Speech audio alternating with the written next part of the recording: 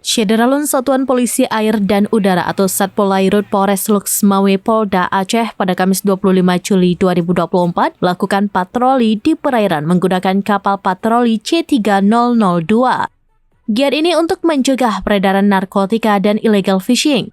Kapolres Luxmawe AKBP Hengki Ismanto melalui Kasapolairut Ibda Edu Sigian SH mengatakan kapal patroli C3002 dilengkapi dengan teknologi canggih dan personel yang terlatih sehingga memaksimalkan efektivitas dalam mendeteksi dan menanggulangi berbagai aktivitas ilegal di laut.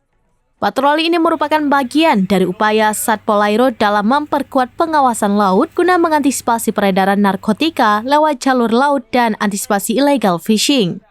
Kepala Satpolairut mengatakan patroli rutin ini tidak hanya bertujuan untuk menindak pelanggaran hukum, tetapi juga sebagai langkah preventif untuk mengurangi dampak negatif terhadap lingkungan laut dan ekonomi nelayan lokal.